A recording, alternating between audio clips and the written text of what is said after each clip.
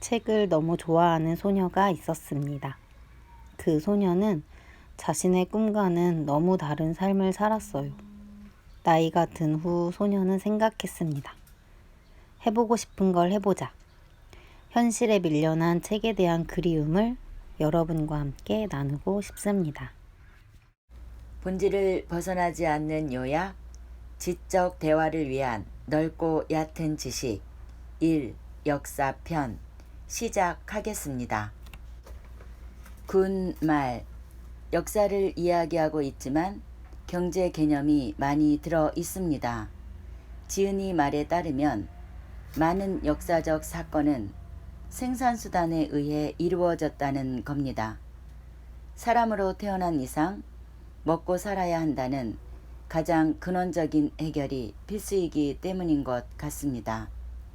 저는 애터미에 들어와서 이성현 박사님의 강의를 들으며 우리가 자본주의 시장경제에 살면서 자본을 모르고 산다라는 말을 태어나서 처음 듣고 충격을 받았던 것이 생각납니다. 생산수단이 자본인 것입니다. 그리고 우리가 학창시절 역사를 배우며 뜻도 모르고 달달달 외웠던 밀라노 칙령이 왜 중요한지, 프랑스 혁명이 왜 중요한지, 세계대전이 어떻게 일어났는지 최 사장은 저처럼 무지한 사람도 잘 이해할 수 있도록 설명해주고 있습니다. 그 자상함에 다시 한번 감동하고 또 감사합니다.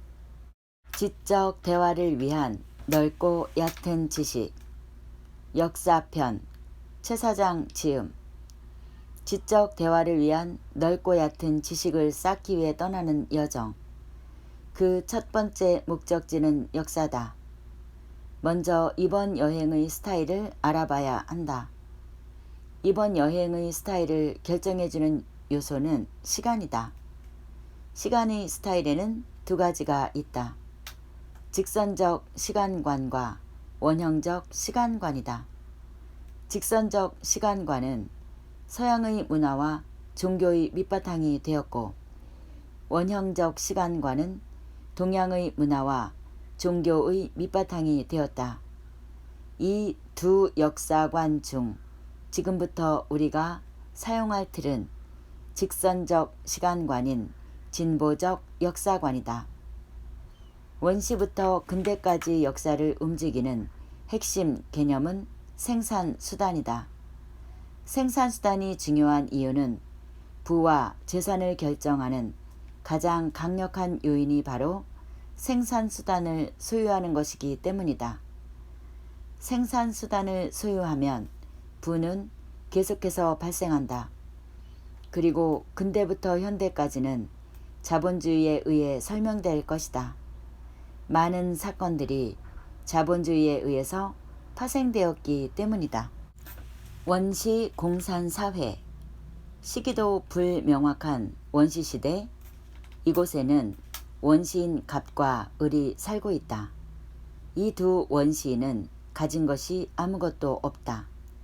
하지만 함께 물고기도 잡아먹고 과일도 따 먹으며 평등하고 평화롭게 살아가는 중이다.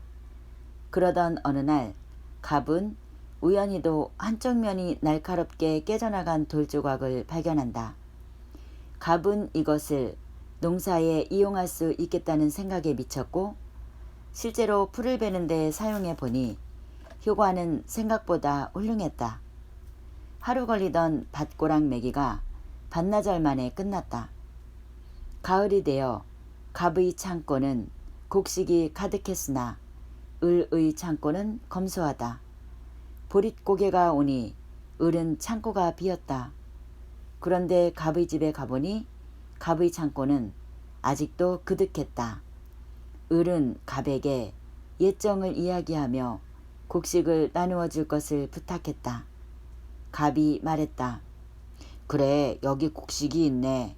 그런데 오늘 내가 조금 피곤하니 화장실 청소 좀 부탁하네. 지시관계가 발생했다. 슬프게도 원시 공산사회는 이렇게 막을 내린다. 고대 노예제 사회. 원시 공산사회에서 생산수단이 발생한 이후에 많은 시간이 흘렀다. 갑과 을이 자손의 자손, 자손의 자손이 대를 이어왔다. 그리고 갑과 을의 관계도 점차 고정되어 왔다. 갑은 왕이 되었고 을은 노예가 되었다. 지배 계급으로 왕과 귀족이, 비지배 계급으로 평민과 노예가 구성되었다. 갑이 소유한 생산수단은 더 큰 것이 되었다. 바로 토지 영토였다. 토지 영토가 생산수단이 될 수 있는 것은 여기서 모든 가치가 발생하기 때문이다. 땅을 소유하고 있으니 땅에서 자라는 곡식은 모두 지배자, 갑의 것이 되었다. 을이 땀 흘려 노동해서 가을에 수확하면 갑은 그 수확물을 모두 가져가서 일정량을 을에게 주고 모두 자기가 가져갔다. 어느 날 을이 생각을 해보니 자기가 뼈 빠지게 농사지은 것인데 가져가는 것은 갑이 훨씬 많다. 그뿐만이 아니다. 을은 농사를 짓느라 건강한 몸을 하고 있는데 을이 우연히 갑이 목욕하는 것을 보았을 때 갑은 자신보다 건강하지 않았다.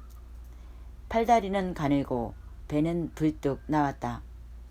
아무리 생각해봐도 자신이 갑의 지배를 받을 이유가 없었다. 예전과 다른 을의 행동을 보고 어느 날 갑이 을을 불렀다. 그리고 말했다. 이건 비밀인데 너만 알고 있어? 나 사실은 신이다. 이후 을은 열심히 일했다. 갑이 일을 시키면 즐거운 마음까지 들었다. 신은 요청된다. 지배자는 신을 부른다.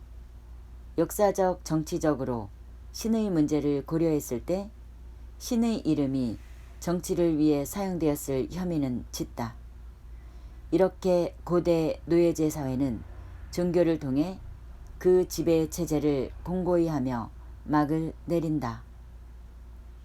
중세 봉건제 사회, 서구 사회의 문화와 역사를 관통하는 근원적인 배경은 크게 두 가지다. 헬레니즘과 헤브라이즘이 그것이다. 다시 쉽게 말하면 헬레니즘은 그리스 로마 신화이고 헤브라이즘은 그리스도교이다. 1세기가 되면 고대 이스라엘의 작은 도시 나사렛에서 예수라는 인물이 성장한다. 이스라엘은 로마의 식민지였고 이스라엘의 민족 종교가 유대교였다. 그런데 예수의 가르침은 율법을 이해하는 부분에서 당시 유대교 신학자 집단인 율법학자들과 충돌했다. 왜냐하면 예수는 형식화된 율법에 구애받지 않고 행동했기 때문이다. 그러던 중 예수는 반대자들의 고소와 제자 중 한 명인 가리옷 유다의 변절로 잡혀갔다. 집행관인 빌라도는 남다른 포스의 예수와 강도 바라바를 두고 유대인이 선택하게 했다. 유대인은 바라바의 석방을 선택했다. 그것은 당시의 사회적 상황으로 볼 때 어쩌면 적절한 선택이었는지도 모른다. 왜냐하면 바라바는 로마에 저행해서 폭동을 주도했던 사람이었기 때문이다. 말하자면 유대인에게 바라바는 독립운동가였다. 결국 잘 알려진 대로 예수는 십자가 처형을 선고받은 후 골고다 언덕에서 생을 마감했다가 사흘 만에 부활했고 흩어진 제자들을 모아 초기 그리스도교의 기반을 닦게 했다. 이후 그리스도교는 로마의 박해를 받으며 지하 무덤이면서 동굴인 카타콤에서 비밀스럽게 예배를 이어갔다. 하지만 그리스도교 역사에는 반전이 기다리고 있었다. 4세기 분열되었던 로마를 통일한 황제 콘스탄티누스는 박해의 대상이었던 그리스도교를 로마 국교 중 하나로 인정했다. 다시 갑과 을의 사회로 돌아오자. 중세 봉건제 사회가 되면서 사회 계급은 더 다양하고 복잡하게 분화되었다. 국왕과 노예 사이에 성직자, 영주, 귀족, 기사, 농노가 생겨났다. 이 중에 중세 사회에서 가장 중요한 계급은 영주다. 중세가 그리스도교 문화권에 있었기 때문에 갑은 더 이상 신이 아니었다. 대신 국왕은 신으로부터 통치의 권한을 인정받은 존재였다. 그 권한은 성직자가 인정해 주었고 그 대가로 국왕은 성직자의 지위와 교회의 재산을 보장해 주었다. 그런데 중세 후기가 되면 견고했던 사회 분위기는 조금씩 흔들리기 시작한다. 첫 번째 원인은 상업의 발달에서 찾을 수 있다. 이 새로운 계급은 고대와 중세의 유일한 생산수단인 토지를 이용하지 않고도 부를 축적할 수 있었다. 그러므로 권력으로부터 비교적 자유로울 수 있었다. 두 번째 원인은 공장의 탄생에서 찾을 수 있다. 이렇게 새로운 생산수단을 소유한 계급을 사람들은 부르주아라고 불렀다. 그런데 국왕인 갑은 아직도 장원이라는 생산수단을 소유하고 있다. 시대와 사회는 하나인데 권력은 둘이다. 구 권력은 신 권력과 충돌할 수밖에 없었다. 예상대로 두 권력은 충돌했다. 그리고 신 권력이 승리했다. 대표적인 사례가 인류 역사상 가장 중요한 사건인 1789년의 프랑스 대혁명이다. 근대 자본주의는 산업혁명에 의해 시작되었다. 산업혁명은 단적으로 공장의 탄생을 말한다. 그 전에는 제작자가 처음부터 끝까지 말리던 것을 공장에서 기계와 분업을 통해 대량으로 생산물을 만들어낸다. 그래서 자본주의의 특성은 공급이 수요보다 많은 상태이다.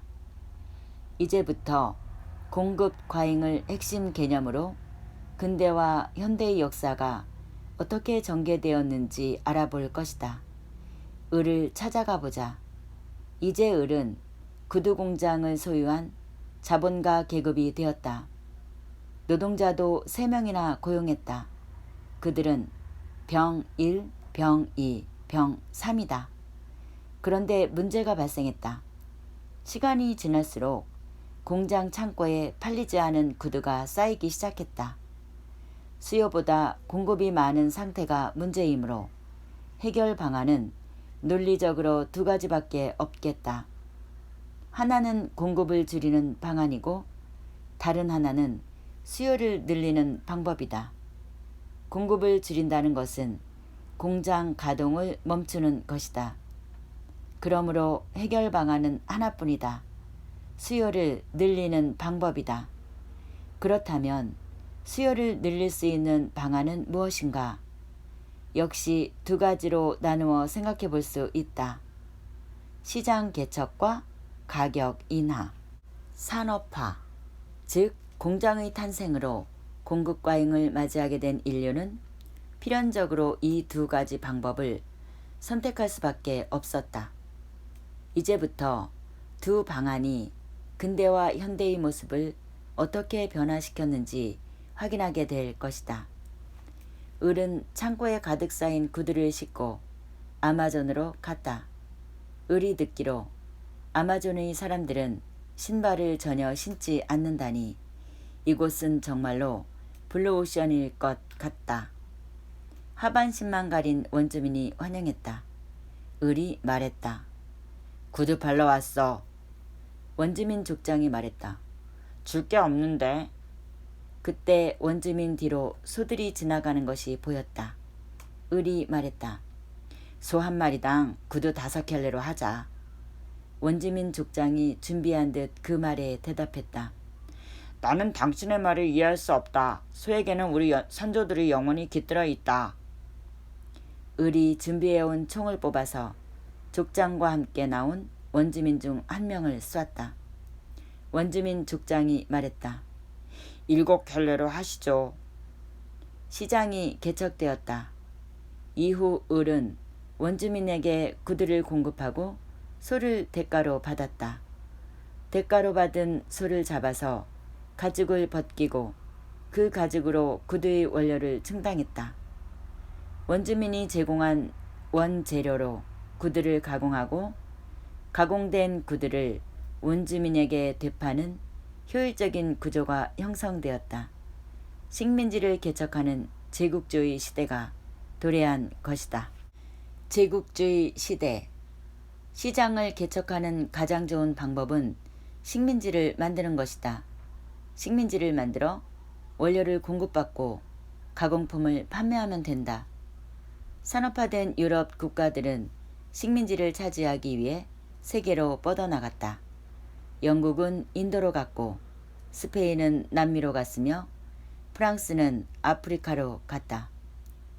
이처럼 산업화된 국가들이 식민지를 차지하기 위해 경쟁하던 시대를 제국주의 시대라고 한다. 이 시대에 우리가 주목해야 할 국가가 하나 있다. 바로 독일이다. 독일은 빠르게 산업화하는 유럽에 속했으면서도 산업화가 늦어지면서 뒤늦게야 제국주의 경쟁에 뛰어들었다.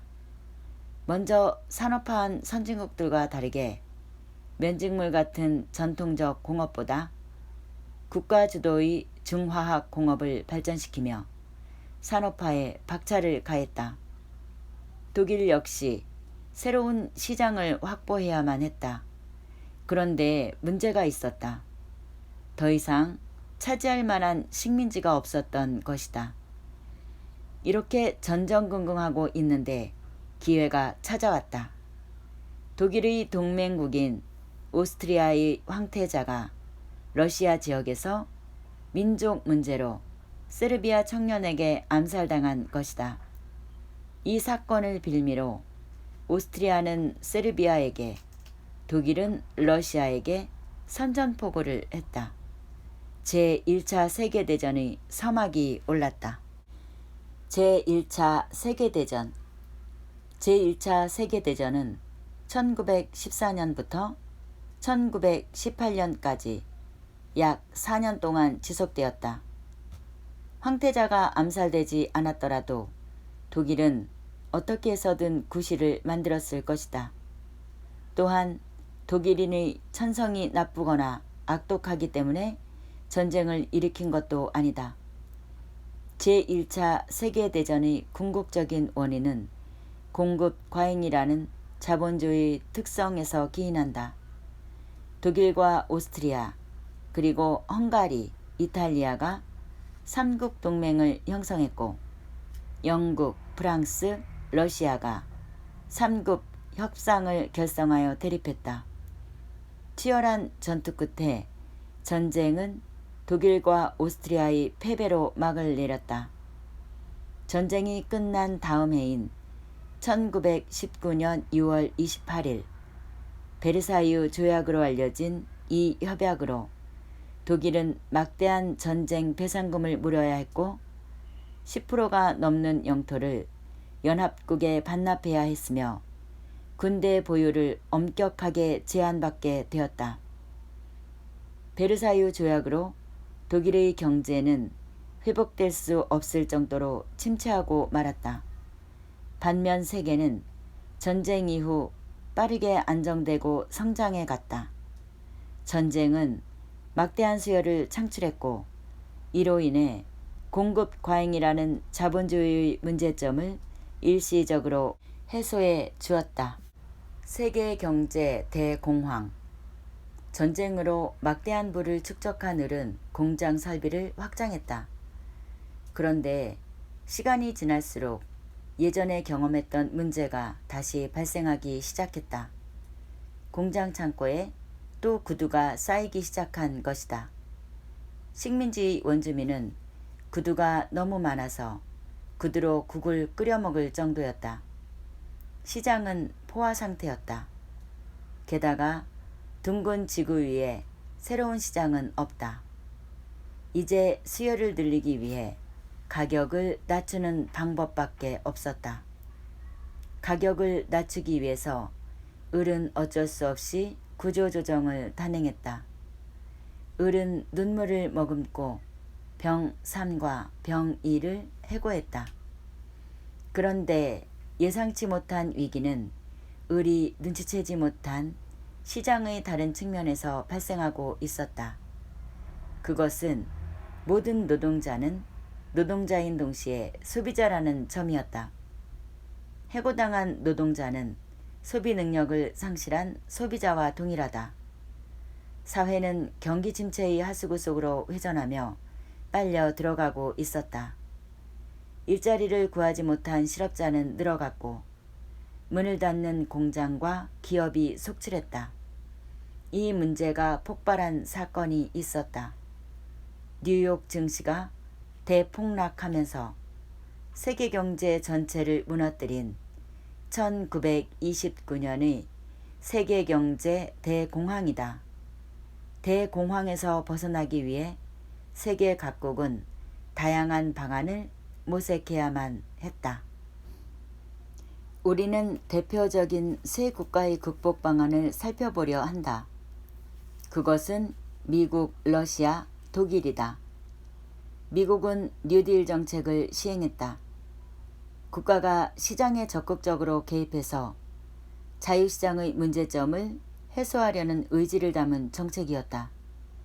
이를 수정자본주의 혹은 후기 자본주의라고 한다. 미국은 일자리 창출을 위해 공공사업을 확장했다. 일자리가 없던 노동자들이 임금을 받았고 다시 소비가 일어났으며 소비가 일어나니 공장이 다시 가동을 했고 공장을 가동하기 위해서 또 일자리가 창출되었다. 미국 경기는 차츰 회복되었다. 러시아는 자본주의를 수정한 미국과는 달리 본질적으로 공급 과잉이라는 문제점을 내포한 자본주의를 폐기함으로써 문제를 해결하려 했다. 마르크스에 의하면 공황은 우연이 아니라 필연이었다. 태생적 문제를 내포하고 있는 자본주의의 붕괴는 당연한 것이었다. 러시아는 붕괴를 인위적으로 앞당기기로 했다. 자본주의를 폐기하고 공산주의 경제체제를 선택했다. 혁명 이후 러시아는 소비에트 사회주의 공화국 연방, 즉 소련으로 명칭을 전환했다. 마지막으로 살펴볼 국가는 독일이다. 독일은 제1차 세계대전으로 막대한 전쟁 배상금을 물고 있는 중에 설상가상으로 대공황까지 겹치자 국가적 파산에 직면했다. 물가는 치솟고 화폐는 휴지 조각이 되었다. 고통과 불만은 극에 달했다. 이때 모든 독일인을 구원해줄 영웅이 나타났다. 바로 히틀러다. 히틀러는 독일이 경제적으로 어려움을 겪는 것은 전쟁 배상금 때문임을 밝히고 자신이 전쟁 배상금을 물지 않게 하겠다며 독일인을 선동했다. 그 결과 독일 민족사회주의 정당인 나치당이 민중의 열렬한 지지로 집권당이 되었다. 히틀러는 고민에 빠졌다. 민중에게 전쟁 배상금을 물지 않게 하겠다고 장담해 놓았긴 한데 영국, 프랑스와 다시 협상하자고 하기는 힘들 것 같고 방법이 없었다. 그때 좋은 생각이 떠올랐다.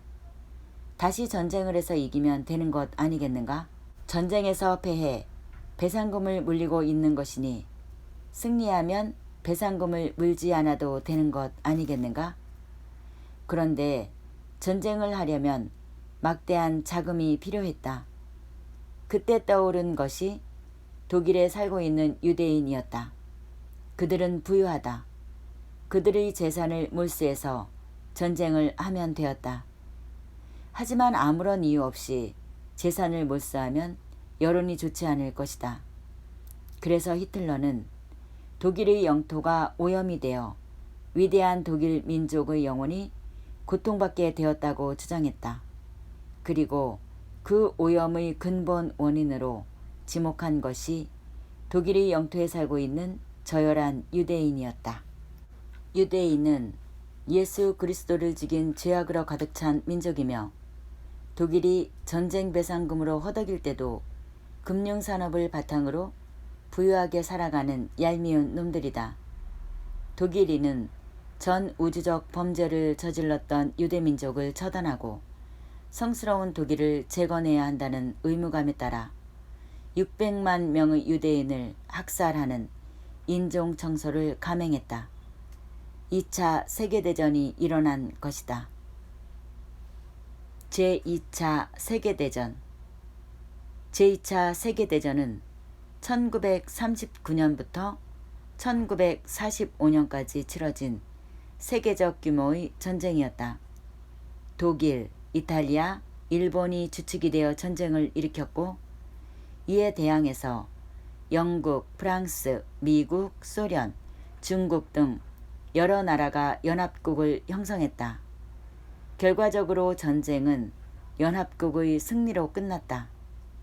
1945년 독일이 먼저 항복을 했고 같은 해 8월 히로시마와 나가사키에 미국의 핵폭탄이 투하되고 나서야 일본은 천황제를 유지하는 대신 무조건 항복하기에 이르렀다. 그래서 1945년 8월 15일은 인류 역사에서 세계대전 종전일이 되었다. 전쟁이 끝나고 세계는 새롭게 개편되었다. 역사의 주도권을 쥐고 있던 영국과 프랑스로 대표되는 유럽 사회는 전쟁으로 황폐해졌다. 대신 제2차 세계대전의 승전국인 미국과 소련이 세계의 중심으로 떠올랐다. 미국과 소련은 공동의 적이 사라지자 이질적인 체제로 대결할 수밖에 없었다. 자본주의와 공산주의라는 두 체제를 중심으로 세계는 팀을 나누어 재편되었다. 자본주의를 지지하는 국가로는 미국, 서유럽, 일본, 남한 등이 있고 공산주의 국가로는 소련, 동유럽, 중국, 북한 등이 있다. 미국과 소련은 서로 막대한 핵무기를 보유하고 있었기 때문에 직접 전쟁을 한다는 것은 쉽지 않았다. 대신 다른 국가들에서 국지적으로 전쟁이 발발했다. 대표적인 예가 한국전쟁, 베트남 전쟁, 쿠바 미사일 위기, 베를린 위기, 아프가니스탄 침공 등이다. 냉전 시대는 1945년 제2차 세계대전 종식으로부터 1991년 소련이 개방을 외치던 해까지의 기간을 말한다. 그런데 왜 자본주의와 공산주의는 싸워야 하는 걸까? 왜 두 체제가 하나의 세계에서 공존할 수 없는지 경제적인 측면에서 알아보자. 그것은 자본주의 특성에서 기인한다. 자본주의는 공급 과잉 문제를 해소하기 위해 시장이 필요한데 공산주의가 확장되는 것은 곧 시장의 축소를 의미하므로 자본주의에 위협적이었다. 두 번의 세계대전이 시장 확보를 위한 전쟁이었던 것과 마찬가지로 냉전의 위기도 시장 확보를 위한 경쟁이 본질이었던 것이다. 끝나지 않을 것 같았던 미국과 소련의 대결 국면은 소련의 경기 침체와 체제의 비효율성이 드러나며 급격한 전환을 맞이했다. 1980년대 중반 이후부터 소련은 개혁과 개방 정책으로 선회했고 1991년 12월 26일 마침내 소련은 러시아와 15개의 신생공화국으로 해체되었다. 냉전은 종식되었다. 미국과의 화해와 긴장 완화의 시기가 찾아왔다. 이를 데탕트라고 한다. 그리고 공산주의 체제의 몰락은 자본주의 독주 시대가 찾아왔음을 알리는 신호탄이 되었다. 우리가 기억해야 할 것은 자본주의가 독주한 시대가 불과 얼마 되지 않았다는 점이다. 물론 이 책을 읽는 사람 중에는 소련이 해체된 이후에 태어난 까닭에 신자유주의 외에 가능성에 대해서 생각해보지 못한 사람도 있을 것이다. 하지만 어찌되었든 확실한 것은 신자유주의가 수세기를 지속해온 보편적인 혹은 안정적인 체제는 아니라는 것이다. 우리는 탄생한 지 30년 정도밖에 안 되는 짧은 경제체제, 수천 년의 인류 역사를 고려할 때 매우 독특한 경제체제 속에서 살고 있다. 사람은 타인이 아닌 자기 자신으로 살아가야만 한다는 인간적 한계로 자기 자신을 중심으로 세상을 이해하며 사는 것이다. 그러다 보니 우리는 과거를 상상할 때 과거의 사람들도 우리와 비슷했을 것이라고 생각한다. 하지만 실제로는 그렇지 않다. 지금 우리가 발딛고 있는 세계는 신자유주의라는 매우 소비적이고 시장 중심적인 인류 역사상 유례가 없는 독특한 세계다. 신자유주의 체제에 살지 않았던 과거의 사람들은 우리와는 너무도 다르게 살았을 것이다. 지적 대화를 위한 첫 여행지가 역사인 이유가 여기에 있다. 내가 사는 세계가 지금까지의 인류 전체가 살아왔던 평균적이고 보편적인 삶의 모습은 아님을 아는 것이 중요하다. 그래야 이 독특한 세계에 발딛고 서 있는 독특한 자신의 모습을 객관적으로 볼 수 있다. 왜곡된 세계에 서 있는 왜곡된 나를 이해하는 것, 이것이 지적 대화를 위한 가장 기본적인 준비다. 이것만은 꼭 해봐요. 와, 이렇게 쉽게 역사의 줄거리를 공부할 수 있다니. 이제 역사에 관한 한 어느 책도 두렵지 않을 것 같습니다. 어느 시절 이야기라는 걸 알게 되면 그 시대의 특징을 알고 들어갈 수 있으니까요. 덕분에 역사책 읽는 것이 정말 즐거워질 것 같습니다. 도전합니다. 세계사 읽기. 여기까지 함께 해주신 여러분 감사합니다.